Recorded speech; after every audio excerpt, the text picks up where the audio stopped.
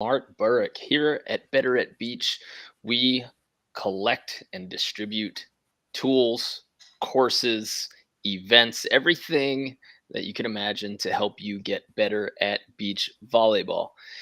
Currently, we are running a 21-day Athletic Foundations challenge that I am in desperate need of. So essentially, I took my 18 days. I've had a broken foot for 8 weeks, and I needed the fastest protocol I could come up with for weight training, playing, getting my diet on point so that I could make a comeback in 3 weeks for a very important tournament for me, the Pottstown Rumble. So, all of our online members right now are going through our 21-day challenge where we give them all of the workouts, all of the beach volleyball practice plans, and some dietary challenges so that they can get themselves back to fitness in a 3-week window. If you ever want to join that, you are more than welcome. Just head over to betteratbeach.com. And if you want to become a full-fledged member and get some online coaching from our staff, you're more than welcome. We also have camps coming up in the fall and winter. And if you're listening to this live, we are releasing the dates this week. And I am confident that they will all sell out in less than a week.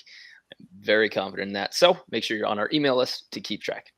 Today on our podcast, we get to talk to an awesome friend of mine. And she has a storied career, calls herself a triathlete because off camera she said she's been a player, she's been a coach, and she's been an administrator. So I'm going to read through her rap sheet here and then introduce her. From 2001 to 2005, she was the head coach of NCAA Division II Cal State Dominguez Hills, where they run their first ever regional ranking in 2004.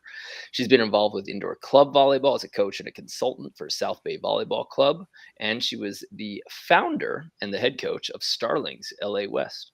From 91 to 2005, she played on the AVP, the FIVB, the BVA, the WPVA, all sorts of pro beach tours.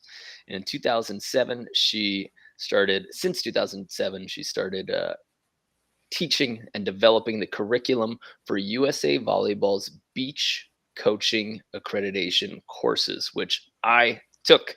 So she is my teacher, my mentor for coaching volleyball, and she is leading the way for USA in terms of beach volleyball, in terms of organization, coaching players. She's done it all. She coached at USC. She has been the USA under 17 beach national team. I could go on and on about her accolades and career, but I'd just rather talk to her.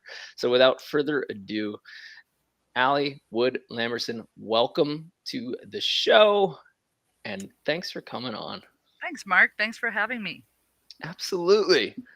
What do you make of such a long storied career? You've done it all. You played in college. You played I think you played overseas in Germany, if I'm not wrong.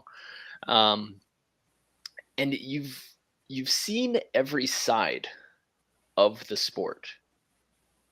So I'll ask you a tough question to start. Okay. Are you still in love with beach volleyball? I am. I am. And every time I think, oh gosh, maybe it's time to have a career shift or something, I think, well, what the heck would I want to do? This is great. I'm on the beach. I'm playing sports. I still go out and play. I was at my Monday night Queens group last night with a bunch of old ladies. So, I'm still in love with this sport. And there's still so much to learn. When you made the transition from player, well, you're still a player, but when you were towards the end of your pro career, and then you were thinking, I guess you're thinking full-time coach, now I'm going to move into this. Was that a hard transition between playing and then just going straight to coaching? Or were you coaching kind of on the side like a lot of pros are doing currently, and then it was just an easy shift where you found yourself with more time? Gosh, that's a loaded question. I was, my last few years on tour, I was also a Division II indoor coach, coaching an NC2A team, and teaching in their masters. First, getting my masters, then teaching in the masters program at Dominguez Hills. So I Wow. was kind of already juggling a lot. And then what happened was a job opened up at USAV, and they had never really had a full time beach staff person there, and Mhm. as a player, having played as a USA athlete, we always thought, gosh, we wish we had someone that stood up for us and knew what we needed. And I remember, I think it was Danielle Corso, one of my partners, said, "Hey, you'd be perfect for this job." And I thought, what, me? I'm still going to play. And so that was kind of how it happened. I was kind of set, I think that was 2006. I was set to play with Ashley Ivy that year. Mm. And then this job opportunity came along, and I went, oh gosh, okay, well, I need to take this. And then, of course, it was, well, can I still play AVP if I don't play FIVB? And that wasn't going to work because I'd be, making funding decisions for athletes I'm playing against. It was just a little awkward. Ah, So my transition path was, I said, okay, fine, I'll take this big project on with USAV and I'll play on the EVP for a while. So I even played on the little EVP tour. So that was kind of my path to ease myself into retirement as an athlete. were were you ready to stop playing at that time? Because you had that pull to still play, but then maybe for the first time you were considering like an actual full-time job because Yeah. coaching for a full season at D2, that might not, I don't know, but it might not have been full-time money or hours. Yeah, I mean, I think I was ready to, gosh, I don't know. I remember, I think I was like 37 or 38, 3 knee surgeries in. Oh wow. And I remember Dana Lee saying to me, because she was one of my former partners and she had already retired. She's a couple years younger than I am. And she said, everyone always wants that one last great year, but no one really gets it. And I'm like, oh, that's a good point. And then I was talking to my dad, who was a mentor of mine, and he said, maybe the impact that you're going to leave on this sport isn't going to be on the sand. I went, oh, okay. So I think that kind of helped me with my readiness. Still sometimes I'd be at events going, oh my God, I could beat these qualifier girls. So, and it was hard to, it's hard to walk away from points and a main, you're in the main draw, but it Right. was time. It was a good time for me. Nice. Well,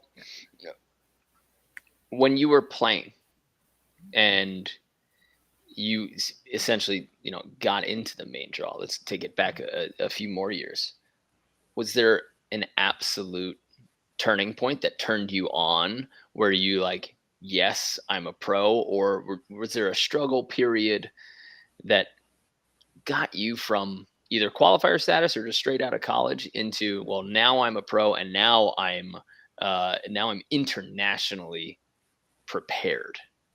Did Wow. you ever feel one of those like triggers?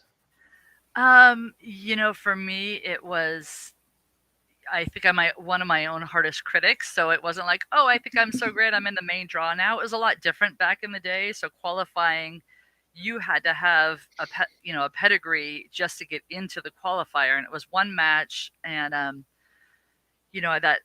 my first year, I just played a couple qualifiers, got my butt kicked. I think I got in once or twice, but then the Mm. next year it was in, and I just held on from there. So it was 16 years. Not, I think I had to qualify one time in that time. That doesn't mean I didn't have to go back to the FIVB and just slug through all of those when we used to play the country quota after the qualifier. So 6 matches in the quali and then a country quota at the Oh, end. what? I don't remember that. Yeah, it was crazy. It was really, really a neat experience in a way, because like I was playing with first Krista Bloomquist Hall and then Danielle Corso at that time, and we had so many international matches under our belt because you would go and play the quali as sometimes a double, sometimes a single elimination tournament. Then Mm. if you made it through to the final 4 or 8 teams that qualified, but there were more US teams that could get in, then we would play off against each other. So I remember one time in Portugal, we played a 2-day tournament before the tournament where we played 11 matches. We had to play Mazakayan and Denikashe 3 times because we came through the winners. They beat us. So that made us even. Then we beat them, and it was crazy. So I think, Oh my goodness. yeah, so that, I Was it mean, was it still side out scoring at that time? oh, good question. Because I that think by those could then it be was marathons. rally score, I think. But I I mean, I hope so played for some your body. marathons. Yeah, there was one time where we finished the quali at 9 p.m. in Portugal. And Portugal's, everyone says Hermosa is the deepest sand. Portugal has the deepest sand in the world. And we had played like 9 matches in 2 days, and we were just exhausted lying in the sand. I remember thinking, thank God we're not the team that got in, because we wouldn't be able to walk. So yeah, those were interesting days. I mean, being at the beginning days of the FIVB was really fun, and you know to see to see them now and they get to play in great cities and it's so much more organized. I'm like, wow, how far it's come, because Mm. we were really out there, you know, playing in some crazy places under crazy circumstances. Could you share one of those circumstances? So, could you pick out one from your top three sketchiest uh, experiences where you said, "Is this what international professional ball is like?" Do you have a good Yeah. one? I mean, I think the roughest one I ever did was before the FIVB even really started much of a tour, at least on the women's side. Hmm. Here I was a young, 2, 3 years into my pro career, and there was an offer to go to China to do these exhibition events, and all the top girls, the Hollies and the Carolyn Kirbys were like, not me, not me. So my partner Christy and I said, sure, we'll go to China for 2 weeks. And this is before people were really going to China a lot. And Mm. I mean, it was 13-hour bus rides over unpaved roads and cars breaking down and stands that were made out of bamboo and fans that just, I mean, it was crazy. I remember having to use the restroom between matches, and it was just like Hole. a tarp, and like men and women in there at the same time. I'm like, oh my god, you've got to be kidding me. Now when I'm at a tournament, I see a porta potty. I'm like, this is no problem. Um, so yeah, that was a really really rough trip. I wouldn't trade it for the world. It was such a great experience, but at the time that was pretty rough. We were in Mexico one time. I think it was Acapulco, and you never let the bosses run the show, and it was one of those events where they didn't have a technical director for the event. So the head guy from the FIVB was running the whole thing, and he didn't quite know how to run it. So, and I talked about the country quotas a minute ago. So he put us through this tournament, and then I think we had 4 Brazil and 4 US left to play off for one space Brazil one, and Oh. he mixed us together. So he didn't know that US should then play their own country quota and Brazil their own, and we're all yelling at him, and you've got to be kidding me. And we're trying to get Ed Drakich on the phone so he can explain it to the guy, and it just was a mess. And of course, I cramped and had to have 2 IV bags, and Ay, ay, um, ay. yeah. So those were some of the crazy early days. Yeah, That's it's some of those crazy days are still here. I mean, yeah, it's not like one stars, but essentially they're one stars. The yeah, Norseca tour is still very yeah. much like that.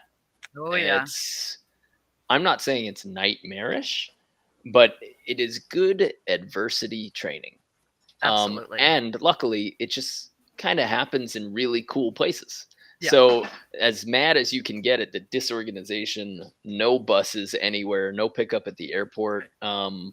courts made of rocks, then you kind of look to the left and you're like, yeah, but there's the sun setting over, the Caribbean Sea. And it's like, all right, I'll take some of this. And I'm playing beach volleyball. Right. I Right. mean, with a bunch of cool people from Yeah. cool countries, and you get that experience that you just can't get anywhere else. I mean, even when Yeah. you go on vacation, like the typical adult vacation, I guess, all you do is kind of hang out with other Americans who are also on vacation instead of Right. learning, hanging, trying to interpret languages. I do. I guess I'm like, yeah, I love that I've gotten to travel. Not necessarily, it's on my dime, Yeah. but like volleyball has created some really cool opportunities from that. Yeah, I think I look at, my Facebook and all the friends that I have, and, people from all over the world that I've played, some that I've known since college where we would play in exchanges or whatever, but mainly that I met through the FIVB tour, and, dear friends that were at my wedding. And it's just so neat to have that international friend group that, we can maybe not talk for 10 years, but we've shared this same experience. And when we get together, it's like, we need to have some sort of a reunion, but the cost would be so huge to get everyone, across the country and across the Mm, world and have a little FIVB reunion. yeah. I think it's Yeah. so special that something I always say is, I get to meet brothers that I never knew I had, just because when you meet another volleyball player, you know already that they've already gone through some of the same things, some of the same emotions, mistakes, fixes with techniques. So you know, at least like for a while, you definitely walked the same path Right. as soon as you meet them, and that forms that little bond right away. It was really special from that in view, because when I started on the women's tour, it was pretty cutthroat, and people weren't really there on the WPVA. They weren't there to give you a leg up. No one would play with a rookie. It wasn't. It was hard to forge those kind of friendships. Hmm. So I think getting to the FIVB, then it was no threat. There's no threat that the Canadian girl is going to try to take my partner. She's from Canada.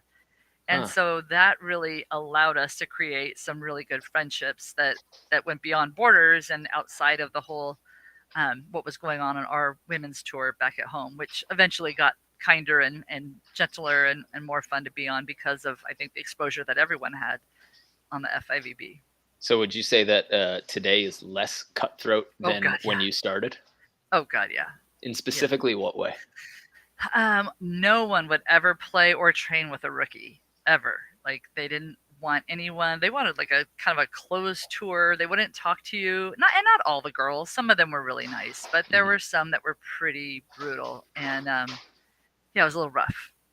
And you would always hear the stories of 10 minutes before we had to call an answering machine. That's how long ago this was. So to sign up for the tournament, you leave it. Hi, this is Allie Wood, and I'm going to be playing with Danielle Corso. And LaValle had to get a message from each of us saying that we were playing together, right? And you would get a phone That's call. cool. Yeah, Okay. 10 minutes before you get a message on your machine saying, "Oh, I decided I'm playing with someone else." And you're like, "But I have 10 minutes to decide." Like I have to find a partner in 10 minutes. So there was a lot of that happening. Oh, Yeah. So I mean, I ended up once or twice so playing with someone. someone like would Oh yeah, be like, "Yeah, we're playing together," and then call the answering machine with another partner? yeah. Oh yeah. That's snaky. Yeah, it was pretty and it wasn't everyone, but there were a few people out there doing stuff like that, and it was just I've like, heard of that once yeah, here, where somebody was ready to play on Saturday and yeah, found out on Thursday night that the person they were going to sign up with had signed up with somebody else. I've heard of that once in, I guess it's 16 years now. And I yeah, was like, I don't look at that guy the same way anymore. I don't know. yeah. That's dirty. I had one where we took a fourth at an event here at home. It was a pretty good finish, right? And then I was going with another partner to play overseas, and the partner with whom I took the fourth with waited till she knew I was on an airplane to Italy to call my answering machine and dump me for the next tournament. Yeah, so like, and it was all a points thing. It wasn't because of any way that we played. She thought she Yep. could get into another tournament, which ultimately she didn't even get into. So Hmm. I think we all learned a lot from that, and hopefully we're all teaching this next generation how to treat each other a little bit better.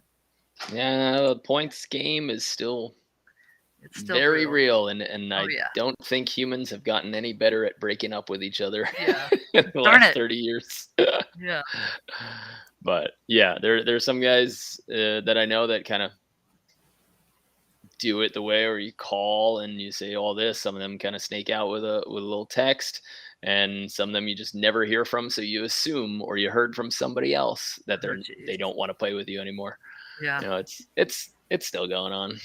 yeah. But It's funny. I when I was at Dominguez Hills coaching, that's a D2 school, and still playing, my master's I got was in negotiation and conflict management, and it was. And then I taught a conflict management for sport class, and it was what so a interesting to great then skill to have. take I a want to s- take that yeah, class. to take a step back and look at how everyone kind of managed conflict in their life. And it was really interesting to be doing what I was doing professionally and going through that education and Yeah. kind of seeing how people are and understanding myself a lot more. Like I understood, you know I now have a much better understanding for how I was handling conflict at the time and how that wasn't really helping me, because I'd be the one, as an accommodator, I'd say, okay, no, it's my bad, my fault, all this stuff. And then, the accommodator finally feels like they've been walked on and they're going to Mm. lose, end up throwing sand at your partner. Then you look like the bad guy so it was really interesting going through that. And it helped me kind of figure out some partner relationships. And I use that every day in coaching and training and marriage. And yeah. What's one specific thing that you think you picked up from that class that you saw just so consistently in beach volleyball? Because the the relationship and the mindset are it kind of still, I don't know, they have like not a mystique, but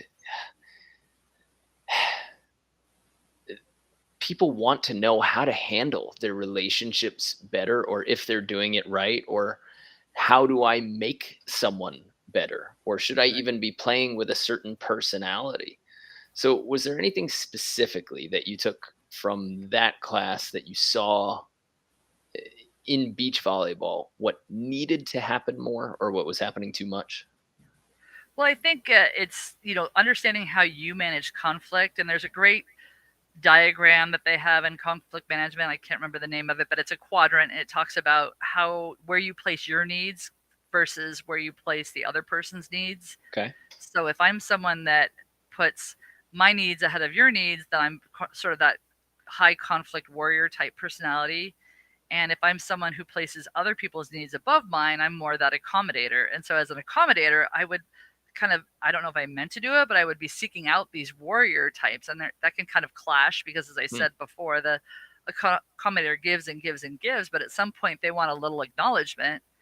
And so then they get frustrated. And then the warrior type is saying, well, why is this suddenly a problem now? Because you've always just done everything, Hmm. and so I think just understanding that and getting a feel for how do we get to collaboration. The next step is cooperation, and then collaboration, where both of our goals can kind of meld together. And it's hard when you're looking over your back hoping that you're not going to get dumped by someone. And you know um, I think communication and trust, and again, trust, we studied that a lot too. It's like consistent consistency of action over a period of time builds either trust or distrust, or trust that you'll do something not good. Hmm. So there's all different kinds of trust. So those are sort of some of the topics that we talked about and learned, and it kind of helped me in my career, both as an athlete, but then certainly as an administrator and hugely as a coach. Do you think that, and because there are such relationship problems, are you of the school that the federations should choose teams, that there should be a team or a person in charge of what teams should be competing together?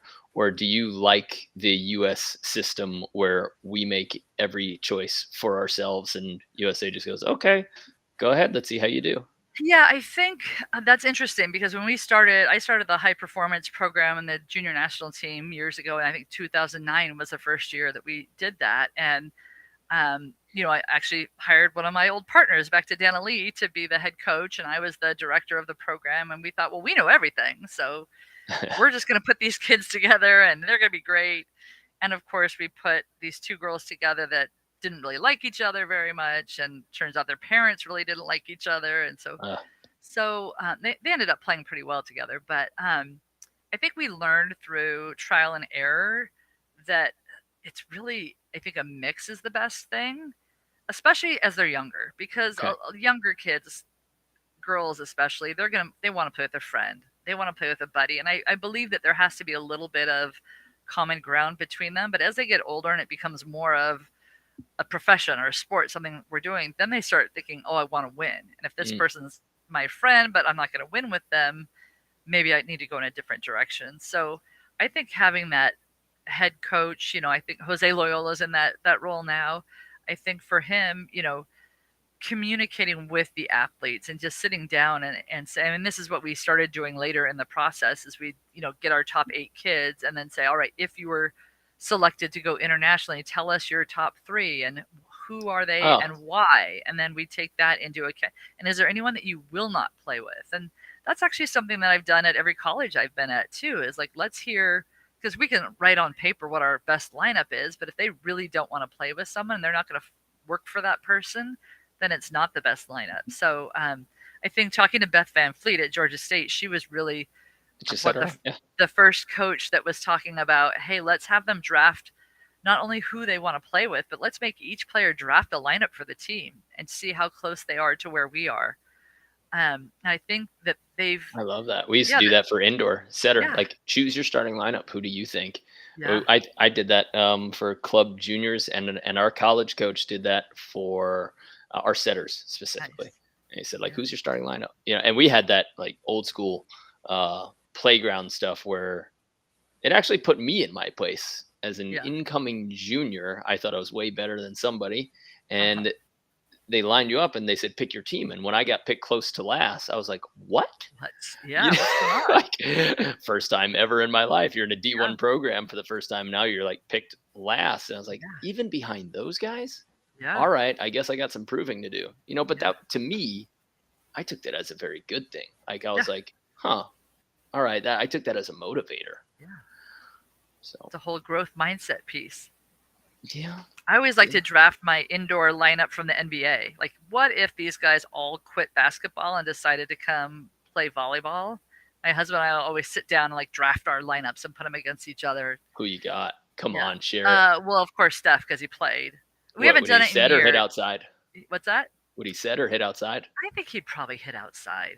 Yeah, We had Dwight Howard in the middle, but now I'm like, he's old and broken. not I mean, moving back too in the well. day, I had Garnett as an opposite. We haven't done it in a lot of years, so we'd Oh have to man, go back and rethink. this is a perfect Instagram post for us. Oh yeah, for Take your sure. dream. Oh man, Yeah, huh? and then maybe we should do it from like women's track as well, or another big women's sport, because there's some monster athletes on track right now. Oh man. Yeah, All right, nice. Thank you for the content idea. there you go. There you go.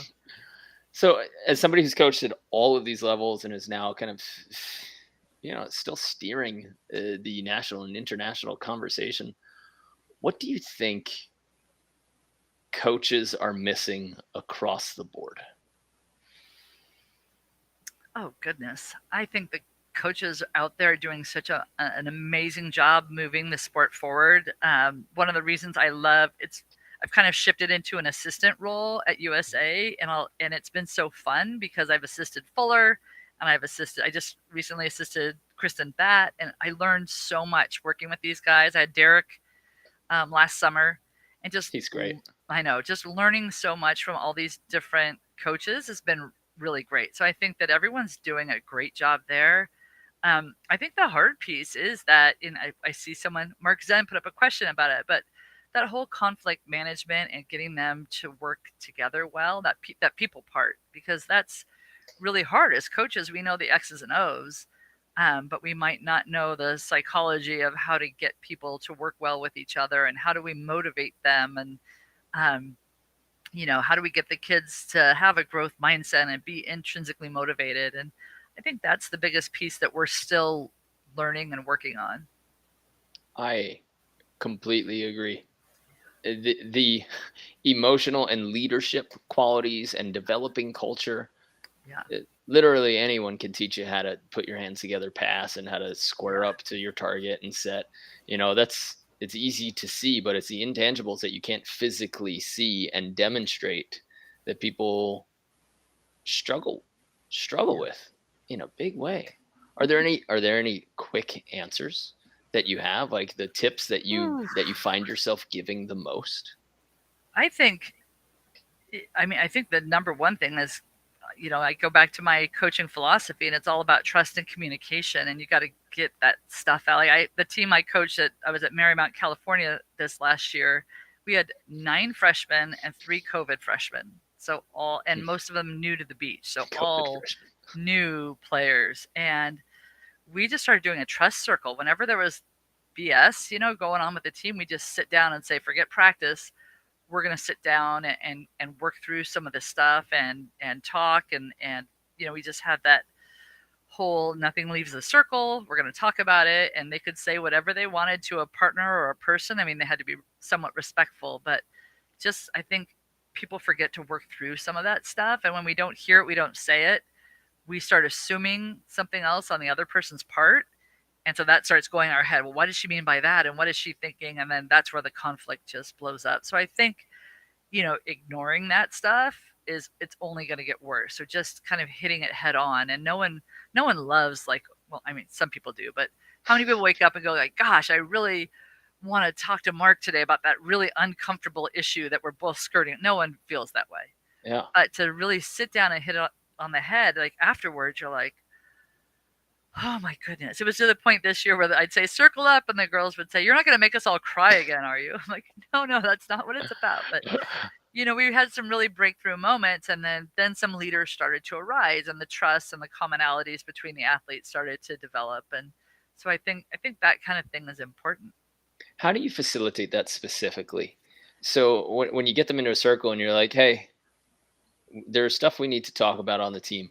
Do you say, mention your first something you hate right now, or do you give like, hey, everybody has to present a sandwich? Do you have a totem that you pass around? So if you were to teach this to me and I had my club team right now and you needed to tell me exactly what you did and how to do it, how would you do that? I would give you a couple different examples. So, Okay. if there's not a specific conflict, then I just start with some team bonding things. Maybe there's like we were very divided into this year into the party girls and the not party girls. So we came up with a team bonding thing where they all had to participate together or they weren't going to be able to complete it. They physically had to do stuff together. What was that? So we do this thing where they don't know what's coming. They all take if it's indoor, they take a knee pad. If it's beach, they take a flip flop, and they put their heels on the sideliner end line, and they lie down so their head is off the court, Okay. and underneath their head is the knee pad or the shoe, and we give them a moment to I'll talk them through a guided meditation and just talk about goals and seeing the goal out there and what is it that you're reaching for and how are you going to get there, and we give them some time. Then we say, okay, open your eyes, leave your item, whether it's a shoe or knee pad, where it is, and come onto the court. So they come onto the court, and I said, you now that knee pad is your, or that flip flop, that's your goal. You can't leave the court. You can't touch any of the sand outside the court. How are you going to get it?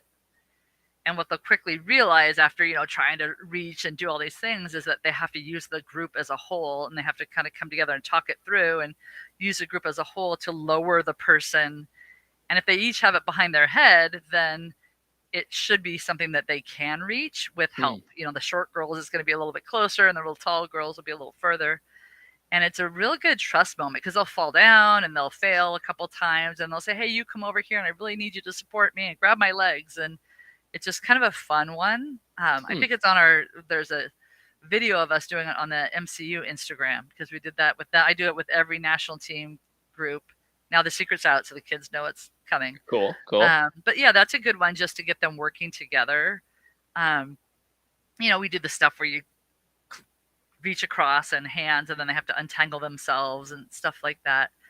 Um, You think those are truly, truly valuable? I always looked at them as like, yeah, we get to laugh together. Yeah, we get to understand each other and fight outside of volleyball, because sometimes volleyball becomes the main stressor, yeah, even when it's supposed to be like your outlet and your fun.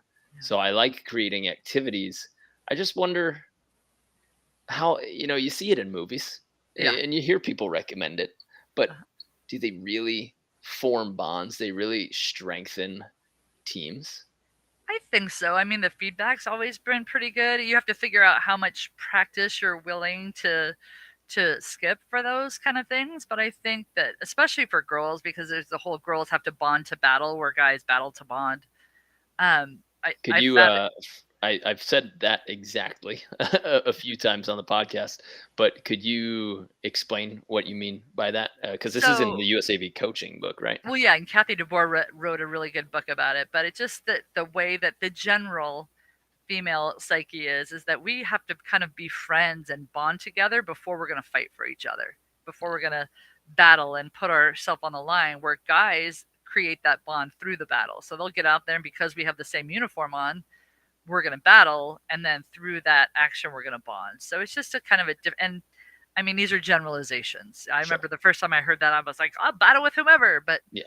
but then you step back and you're like, oh yeah, okay. That kind of does exemplify the experience I've had as a female athlete. So just creating those opportunities to kind of connect with each other. We did Mm. another fun one. We did this going into the 3 or 4 years ago. We had it was like three international events with the U19. So it was the Norsika qualifier, the U19 World Championships, and the Youth Olympic Games all in one summer. So it's a pretty big summer for these kids. So we set up an obstacle course and then blindfolded one partner, and the other one had to talk the other partner through it.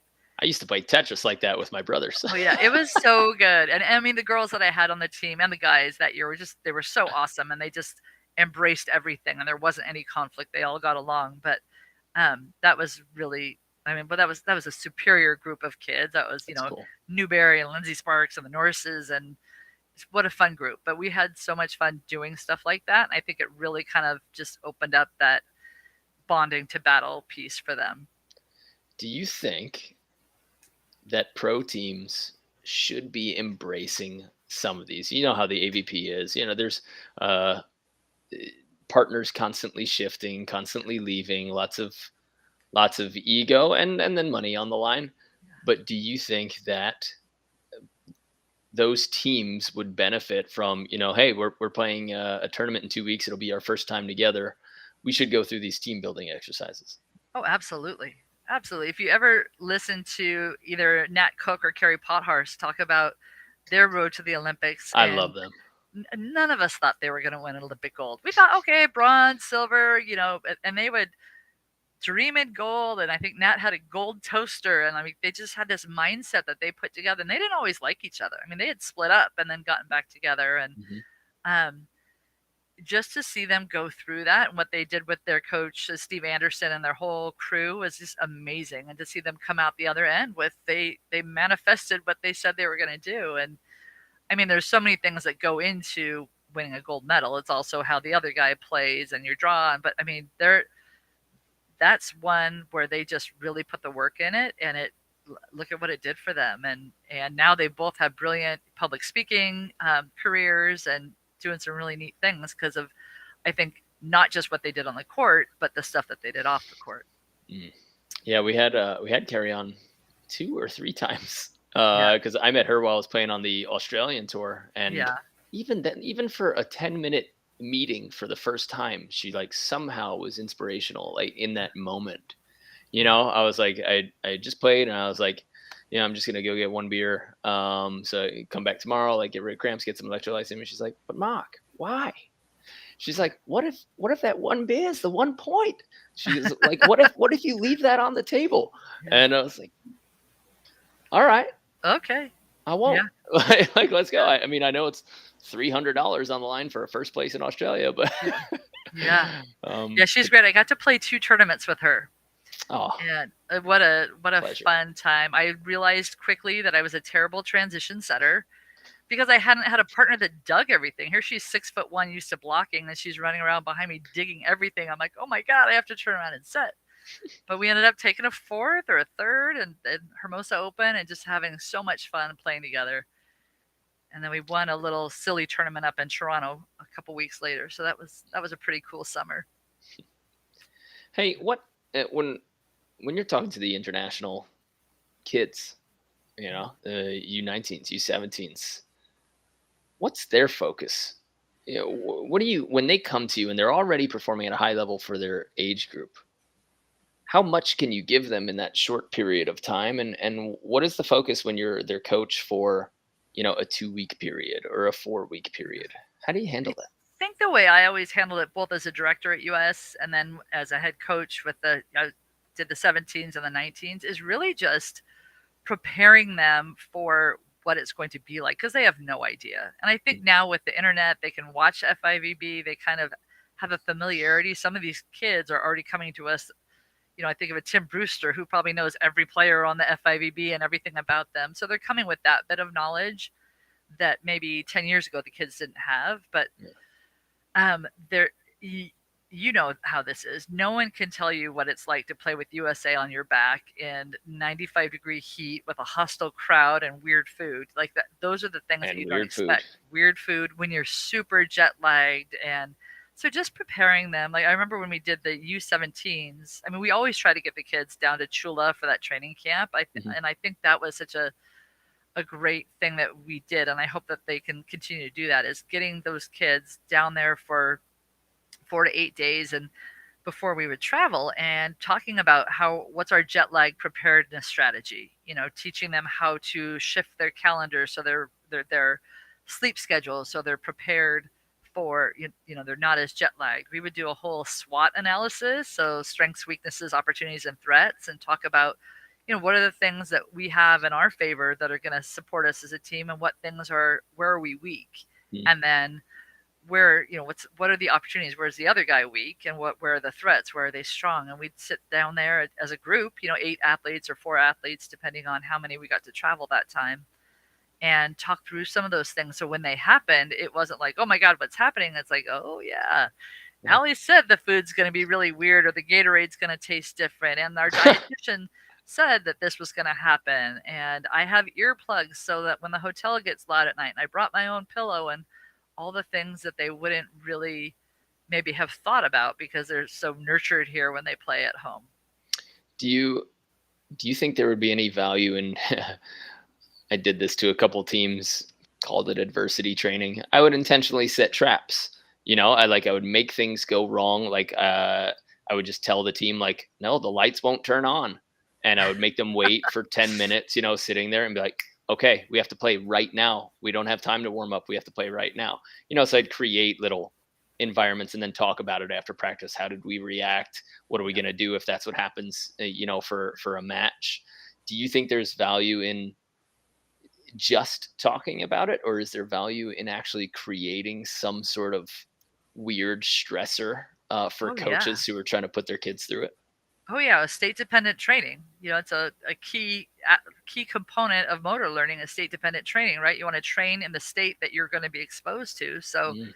we've done things where we got a bunch of, I don't remember what we promised though. We were training down at Cohasset in San Diego. This is in the early days, and we had Stafford Slick and Mark Van Zwieten, and I don't remember They who the other. knocked me out of the Oh, U26. oh, sorry. Well, anyhow, we were getting One ready for match that away. that event. Oh, is that when you were with Hudson? Yep.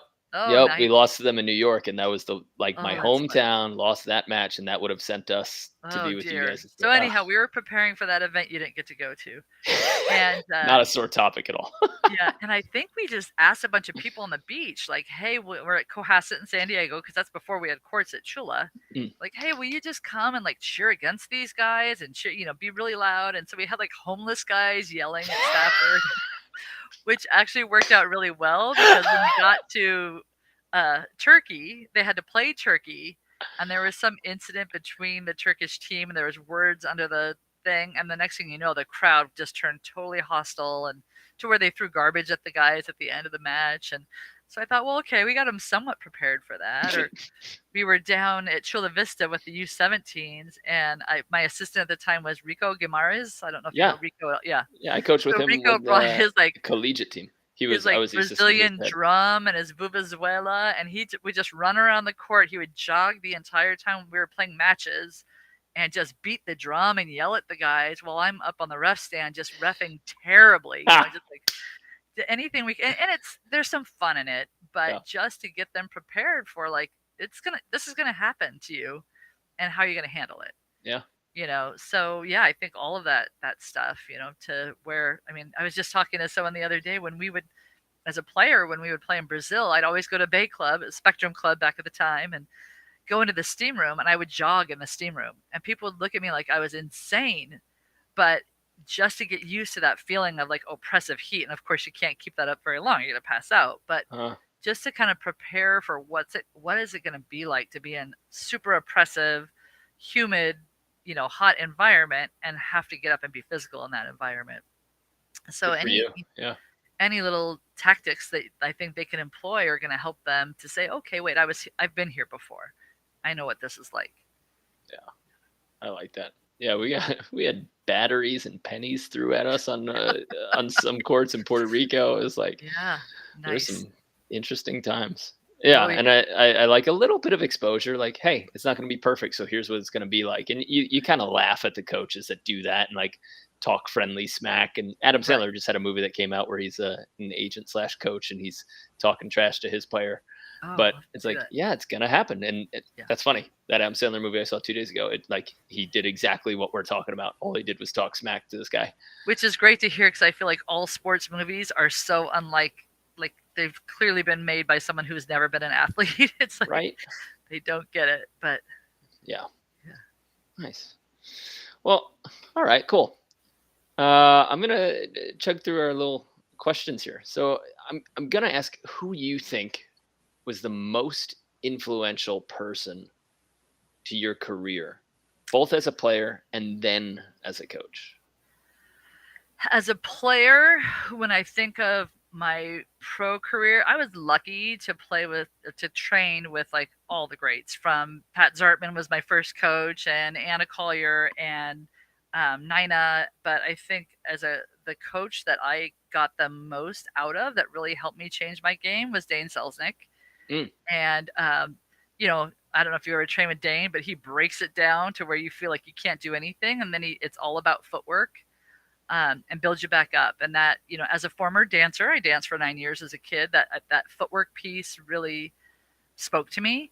So I think that, and then as a player, also, I was lucky enough to hook up with a strength coach about 4 years into my pro career. I remember being in Kauai. It was like an invitational in Kauai, and I was playing with Wendy Fletcher. I don't remember who we were playing, but it was like 12-12 old school scoring at noon, and I felt like my head was on fire. It was so hot. And I thought to myself, I would like to be any place but here right now. And if someone would just tell me the result later, yes, you won, yes, you lost, I didn't care.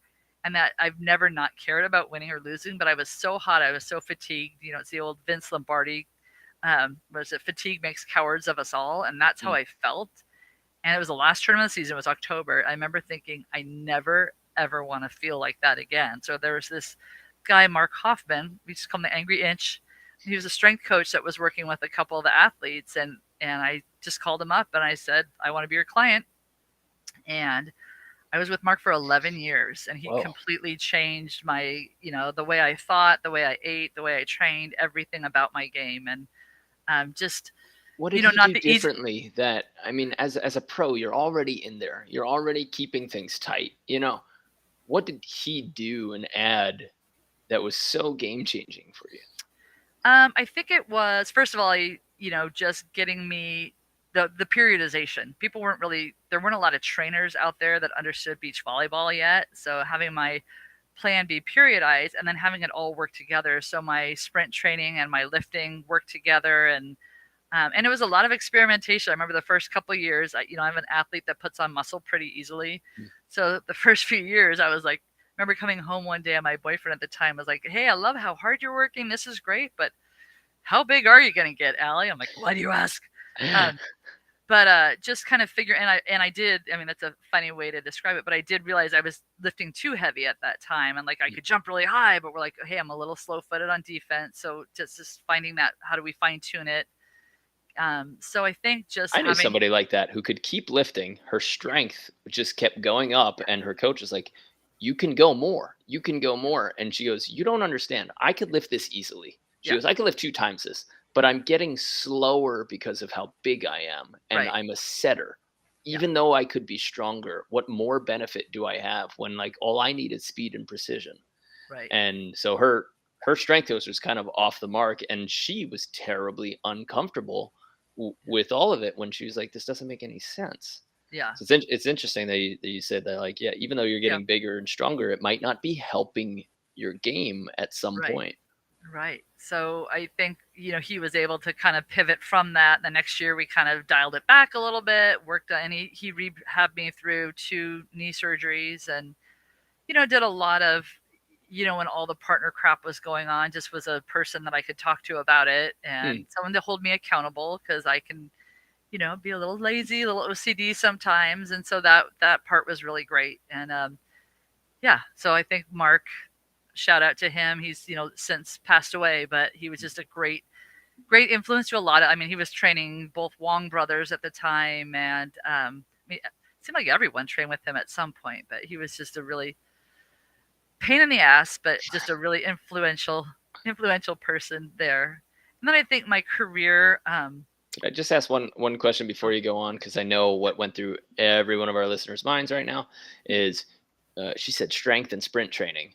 mhm. Yeah, how do you mix your practices with your weight room, with your sprint training. We have a 60-day max vertical course, and we include all of the agility and explosiveness along Mhm. with the weight training.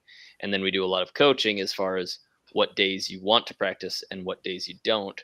But I want to hear it from you, how you said you were sprinting during certain times of the year and not during others, or Mhm. how is your periodization going for that? So this is a number of years, so I have to think back to it. But we would start off with that steady state training early on just to get the cardio base, and then we would What get does to that mean? Steady um, state training. steady state training. So just going out for a run and just getting your heart rate up and building a cardio base, and then slowly we'd start adding in things like fartleks, which would be like an interval train, where you're sprinting the sidelines and jogging the ends, or sprint eights, where you're doing whatever it is, whether you're on a bike or in the sand, you're going really hard for 30 seconds with a 1.5 to 2 minute recovery for about 20 minutes, because that's kind of how our sport is. We go really Yeah. hard and then we have that recovery time.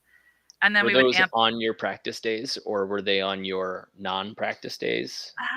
Typically, it varied a lot. Okay. It varied. Like, we would cram a lot in Saturday because a lot of us were working. Mark typically had about 10 to 12 pro athletes to do his training. So Saturday would be a big day that we would all get together and do our sprint training, and then maybe do some volleyball and then go to the gym and lift afterwards. But everyone, yeah, was kind of spread out. It depended on what phase we were in a lot.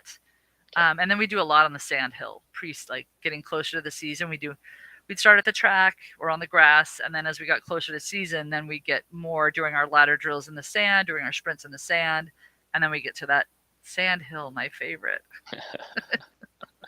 Were you ever doing the sprint training during season?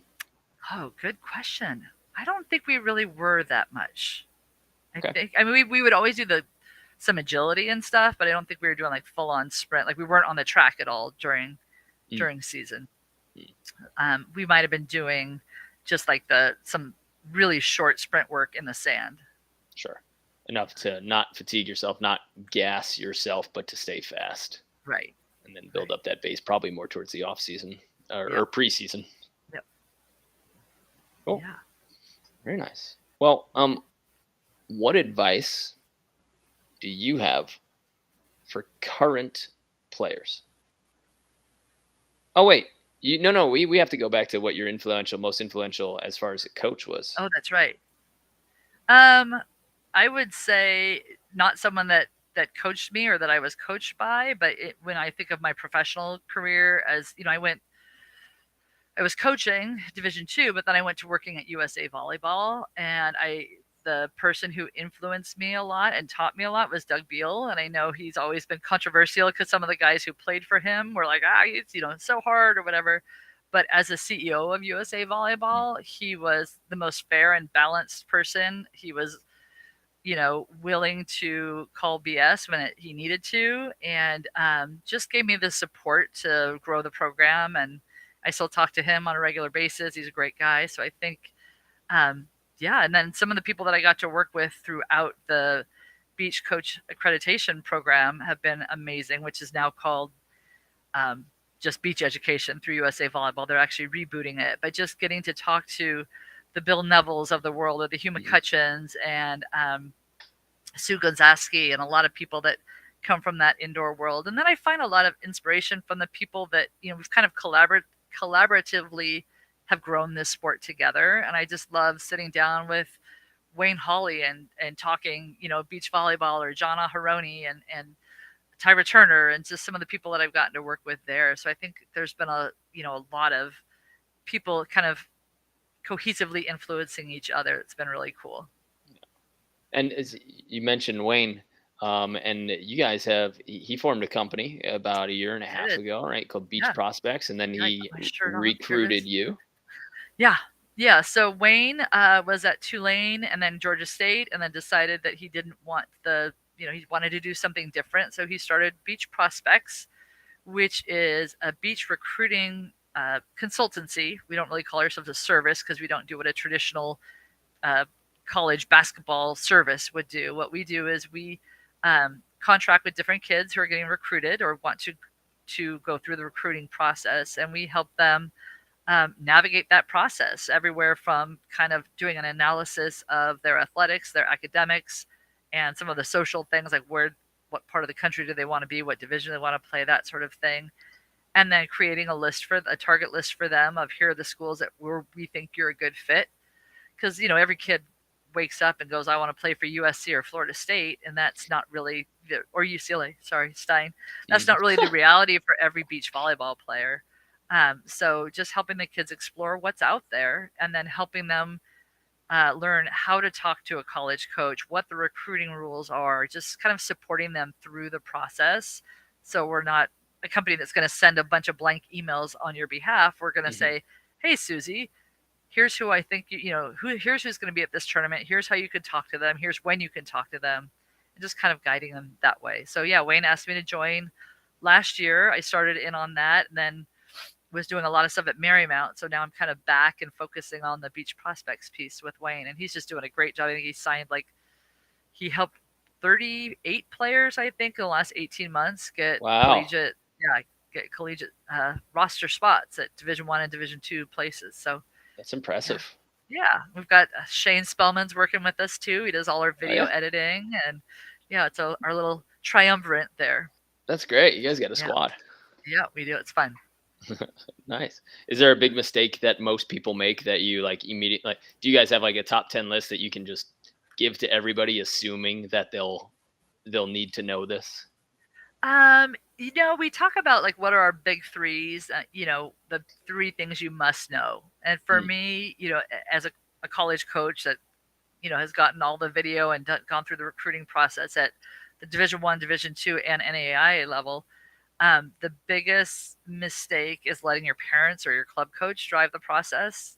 So the kids need to know that it's their process, and the coach doesn't want to hear from a recruiting service. I mean, honestly, as a college coach, I get all those mass emails and it's just delete, delete, delete, delete, delete. as You soon want as to, you see the subject line yeah, or as soon like as you see it's from this service or that service, I want to see it's from the kid. I want to hear from the kid. that is something Yeah. that those companies are going to hate that I is know, I'm aired sorry, and but it's something that people need to hear that you're trying this is what I mean so those companies will probably say hey it's a business we're going to send it out we're going to like chum the waters and try to get a bite out of this and the coaches will probably say this is my family yeah. that you're trying to come be a part of and if you can't walk in a door shake my hand and introduce yourself with your first name looking at me in the eye what what do you want? Like, you're gonna show up to my front door in a hoodie where I can't see your face and then try to like date my daughter? No, no. Like Heck that's not no. gonna happen. And that's Yeah, what people are, I assume that's what, kind of happens with those yeah, emails that get mass emailed with a whole template situation. They think they're yeah. chumming the waters, but they're really just making them muddy and gross to the point where you won't even fish there. Yeah, it's just creating a lot of work for the coach or the assistant coach or whomever. I had someone liken it the other day. They said, I cast my line. I don't throw out a net. Hmm. I thought that was a good way of like, we're very specific. And I was just talking to a college coach yesterday about that, like recruiting strategy and what they're looking for. And it's very specific to each college, especially with beach, because we're such a small boutique sport. We all know each other, Hmm. that there's not, and that's, All the these, beach coaches are so tight right now because I it's know, it's and small. these, Every like it seems like 90% of the current NCAA coaches are former AVP or at least oh yeah, AVP qualifiers. oh It's yeah, like a real tight group right yeah, now. yeah, and it's that's why I think having me, Wayne, Shane out there because we know everyone, and when they get something emailed from a mass email, they're just like, I don't know who this is. Mm. So we're a small boutique little sport right now, and it is all kind of who you know, and so that's kind of what we do. But let's get back to our three things we were talking about. Make that personal relationship. Um, know the coach's first name. Sometimes I'll get emails to like the coach who was a year ago, or they'll misspell your name, or they'll send it to like, oh, the wrong coach. Like they've obviously just cut and pasted it to a bunch of Mm. different schools. I think for athletes too, not taking things personally I think there's so many differences between Division One, Division Two, and NAIA about when coaches can respond back to you. So I could be saying, "Hi, Mark, coach at UCLA. I want to come to UCLA. I want to come to UCLA," and I'm not going to hear anything back because I can't until June 15th, junior, going into my junior year, Yeah. right? But if I don't know that, I might be like, well, he never says hi or he never responds back. So I think really kind of knowing those rules and knowing what they can and can't do. I always, when I was at SC, it was funny because I live here in the South Bay and I coach for USAV and I was working at USC at the time. And I would go into Frito Misto, which was about 400 yards from my house at the time, and have dinner with my family. And every time I was in there during the summer, there'd be like 6 different volleyball families. And they're like, "Hey, coach, what's up?" And I'm like, "Yeah, I can't really talk to you right now." And, you're not being rude. It's just those are the rules of what we can and can't do. I had one instance, I was at Rock and Fish, and my daughter was like 3 at the time. And I saw a family like that. And they're like, "Hey, coach." I'm like, "Hey." And they knew the rules. But my daughter just decided she loved the mom's necklace. I went and sat in her lap. I was like, "I like your necklace." I'm like, oh, this is awkward. I got to call Mm. compliance tomorrow and be like, oh, my kid sat in this lady's lap. Are we okay there? And it was really a unique sport for our compliance office to deal with because they hadn't really dealt with a sport where everyone was in this small little microcosm of Hermosa Beach and just interacting And and where you're trying to, hanging out. Yeah, yeah, and like, you're you're trying to on the follow the beach. Am I rules. allowed to be on Hermosa Beach while there's a volleyball tournament running? I Right. remember I had a coach who wanted to be at my player clinic, but she had to, like, call every day and say, like, "Are there gonna be any, kids there? Are gonna be any kids there?" And then she said, "If there's a club running on the courts next to my clinic, she couldn't be at my clinic." Yeah. And I was like, "Oh gosh, the rules run deep and strict." I remember when I was at SC, my niece was playing club indoor volleyball and I wanted to go watch her play. And they're like, well, she's not your daughter, so you can't go.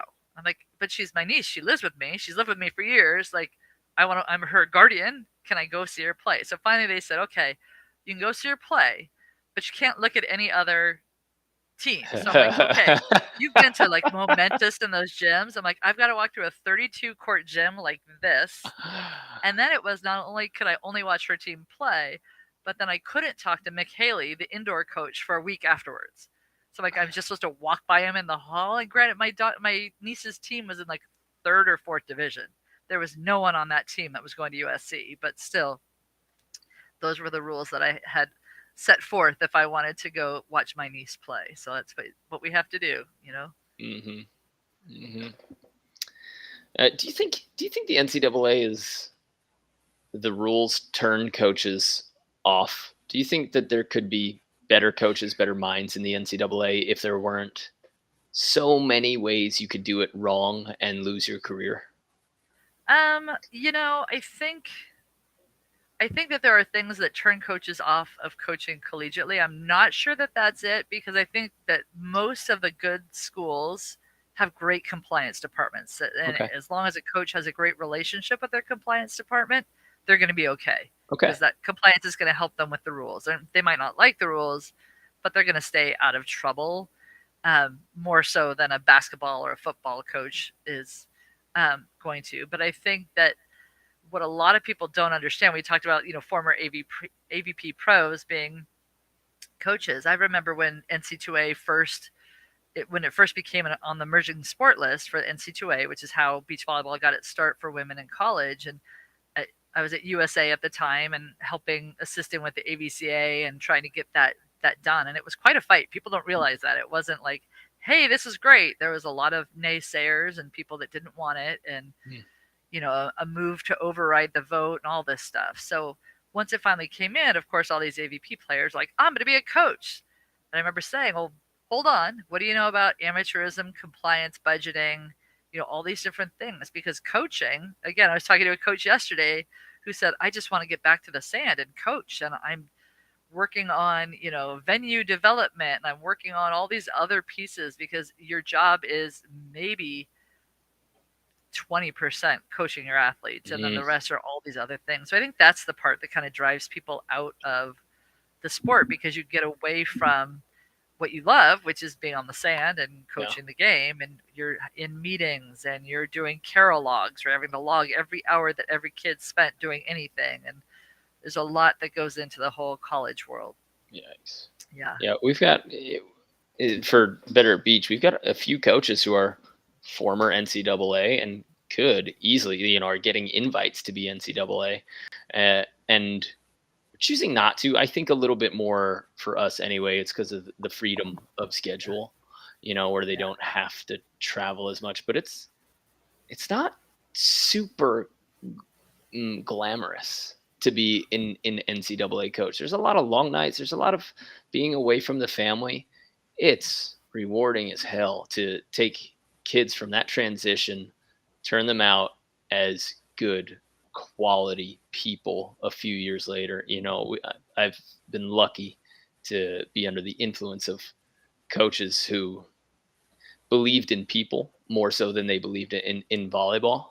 And I was lucky enough to be a beneficiary of that. But some of them, they also, like you said, they don't have the relationship training, being able to navigate those where they're just trying to play volleyball, and then the other stuff like venue selection and hourly stuff that gets in the way. So then they start resenting that, and then yeah, I wonder what the answer is for somebody who just loves coaching volleyball.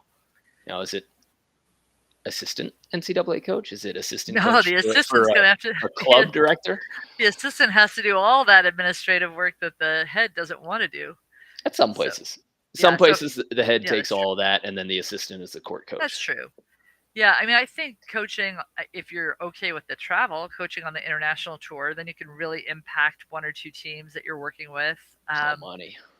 Yeah, I know. Running and it's brutal travel, brutal travel. That's why they're all young guys out there, right? Mm. I think running clubs. I mean, look at what Patty Dodd done. What Patty Dodd has done with her club. I mean, that's impressive. And She's a Holly and force. yeah, and Holly and Barb and Eric with Elite. Just, I mean, they've got such a nice little niche there. And I always say I'm going to do the same thing down here, but I don't have the commitment that they do here. I had my little group for 2 years here in South Redondo and took a break this year because of working at MCU. But it's a lot of work to put in and grow that kind of a thing, and that's impressive what they've done. And they get to be on that beach with kids. But I always think of that graphic that you see. I don't know if you see it's an iceberg, and the little tiny bit of the iceberg is above water, and it says what my friends think I do, and it's Hmm. X's and O's, and then what I actually do, and it's budgeting, recruiting, and all these different things. And I think any part of coaching, unless you're just running your kids AYSO team or something, you're going to be Right. doing all those pieces. You might be fundraising, you might be budgeting, you might be doing all of that. So when people say, I want to be a coach, I want to do what you do, it's like, well, think about that, because there's a lot that goes into it. And I, someone asked me, what how do you feel successful as a coach? I'm like, part of that's when a kid tells me I want to be a coach. I mean, I just had dinner with Carol Hamilton Welcher. I don't know if you know her, but Yeah. I was her indoor college coach, and talk about putting a lot of work into a kid. But to see her, coaching and thriving and being a parent, like that's huge. Or I just got a email and a T-shirt from a kid that I coached USA, and then she went to Tulane. I coached her there, and she went on to she's working for NASA now, and she's a rocket Whoa. scientist. And those kind of little things, like that's better than any NC2, well, maybe not, but that's equal with an NC2A championship. Hmm. That success, and seeing those women and men that you've gotten to influence and how they've succeeded in their lives is pretty cool. Pretty cool. And you can, it might not, you can win a championship and not necessarily have had a perfect influence or a good influence on people's Yeah. lives, Yeah. So in my mind, that is worth more than an NCAA championship, to see Yeah. somebody who can go carry on, create a good family, create a good community Yeah. around them, and make the world better versus a ring. Yeah. I would I would choose the person first. I got to run a Starlings program with if anyone that's not familiar with Starlings, it's club volleyball for kids that can't really afford clubs. So when Byron Schumann called, he's the founder of Starlings at a national program. He called me a couple of years ago, gosh, a couple like 20. and said, "Hey, we have this team. Maybe one of your Dominguez players would want to coach it." And I had been coaching at South Bay for all these, rich kids, and I was like, "What kids that are appreciative? I'll take it." And it was in Athens Park, which, if you're not familiar with Athens Park in LA, it's where the Bloods were formed. Okay. And we were it was an at-risk program for LA County probation, where the probation officer would unlock the gym and let us in and lock us in the gym. And here I was driving my little beach volleyball Scirocco Volkswagen down to the hood and coaching these girls. And I ran it there for like 2 years, and then we lost funding, so I took it to Dominguez. Then we were at like Boys and Girls Club event, and we just were moving around to try to help these girls. I did that for 5 or 6 years, and those are some of the girls that I still talk to on a regular basis, and what amazing strides they've made in their lives. And there's one or two that are coaches now, which is great. One that got a D1 scholarship, and just a really neat group. And I wouldn't trade that experience for any. So I think that running the gamut of coaching from a Starlings all the way up to a USA program, it's been really cool to see the different levels. And a coach is a coach. You get to, what is it? We are influencers. Everyone likes to use that word. I'm going to be an influencer. I'm like, really? Somebody just called me that, and I was like, oh, but I guess I am. You are, because you're a coach. You are, because you're a coach. Yeah. We're the OG influencers. There you go. There you go. So one last question. What was the best choice you've made in your volleyball career between playing, coaching, administration? What do you think has been the best choice? Good question. It's a tough one. Being down by a few points, 5 or 6 points, and deciding to jump serve the heck out of the ball in the Manhattan Open when I had just had knee surgery. My partner was sucking, and we were playing the Hawaiians, and I'm like, I really want to win this game. And I just went out and just cracked some jump serves and ended up winning. No, I'm kidding, though. That was a good choice. And people need to remember that there's a time when people are going to hate on this. Bring on the hate mail, everybody. But there's a time that I call it's time to whip it out. Yeah. Like, this is the time where, like, you're in a slugfest, and it's who's going to swing harder first and dictate the action. Yeah. And you got to start at some point. The strategy, the numbers, like what we're doing, you got to come out with it say, like, here we go. It's not always. Yeah. But if you're willing to do it at the end, I think you're going to win more matches than you'll lose. Yeah. Okay. And your second best choice? My second, I think the choice to finally leave my pro career and take the job at USAV. And I had no idea what that job, I mean, when I got hired there, the job was really just to manage the elite athletes that were trying to get to the Olympics.